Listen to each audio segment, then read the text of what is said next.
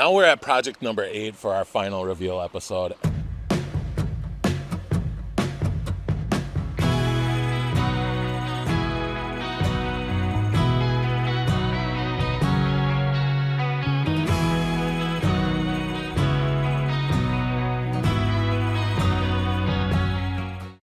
The thing I really love is how our team really stepped up to the challenge. This was a challenging build, and when they first contacted us, they said, we've got this awesome area. There was an air conditioning there.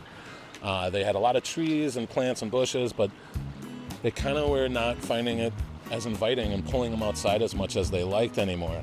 And that's what's so beautiful about a water feature. It is the reason to go outside time in and time again.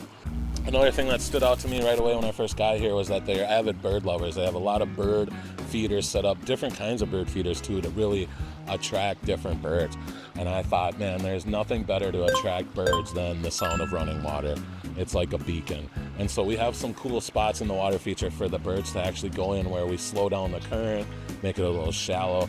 So it's really inviting for the birds. The thing that jumped out at me right away is the staircase had to be redone. So when we were looking at this, access was definitely a challenge because we had already had a pathway here and established stairs. So these stairs needed work. Over the years, they had shifted, they were no longer level, and they were just a little, I don't know, maybe a little unsafe for our preferred method of a stair. So I suggested we redo the stairs.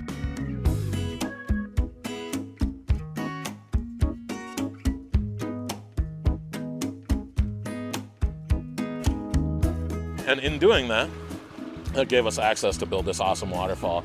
But we did have to come up with a way to divert our drainage off of the gutter there. The guys did a great job. It pokes out of the gravel. And we redid this whole staircase. So that gave us access to come up and work on this waterfall and work our way from the bottom up. The guys took on the challenge in an incredible way, using very big boulders in a tight area. And man, they've got some really cool things happening here.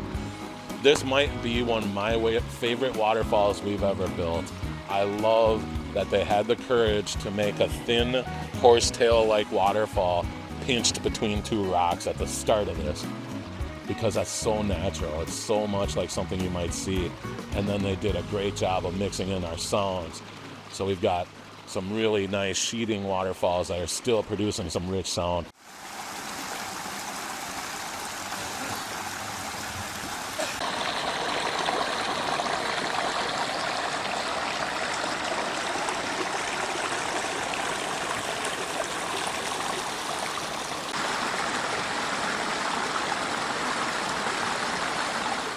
Everything that I mentioned to Adam at the beginning of this happened. And we talked about how we want to be viewing it from our fire pit area, from where they have their furniture already set up.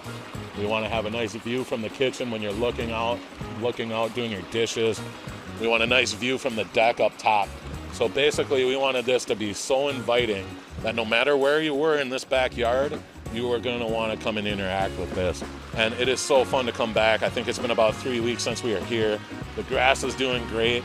A lot of times people will ask us, well, what's going to happen to my yard? And the truth of the matter is your yard's going to get beaten up, because this is heavy duty construction. This is what we would consider a small waterfall.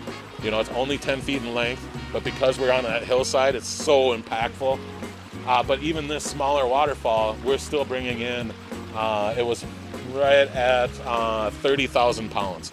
So we still brought in 30,000 pounds of material to really get this waterfall to feel like it was always here. And I think we found our style.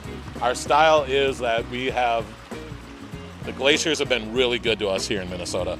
They left us an abundance of stone, abundance of gravel, abundance of material to work with. And so why not run with that? So our style is really to try and make it feel like a glacier came through here, melted out, and carved this awesome waterfall through your yard, leaving outcroppings and boulders in different spots to make it feel like it was always here, telling the story. They work with a professional gardener who is extremely talented, hardworking, and to see her put her touch on this is really exciting to me, because in 3 years, it's gonna feel like this was always here, and it's gonna feel like this house was built around this waterfall that they happened to find out in the woods. And that's what's so fun for us. The guys did a great job of working in the moss and having a couple pieces of driftwood, but man, the sound, the dramatic drops, the views, even the calming waterfall here. There's just so many cool things to just sit and enjoy. And you can see how you would want to just come here and enjoy a nice fire like this. We're getting into fall here in Minnesota, and it is just perfect to have this. I would love to be here at night when the lights come on and we've got this nice fire and we get to just see what this looks like with all the lights twinkling as the water's falling over those lights. It's so cool. I bet we'd be able to get some light on some of that tree canopy over there. Definitely some light that might reflect off of the house. And it will be just so inviting, especially when you have this awesome fire to just interact with. Something about the mixture of the fire, the water, earth, wind. We've got all our elements represented right here, and it just feels so calming.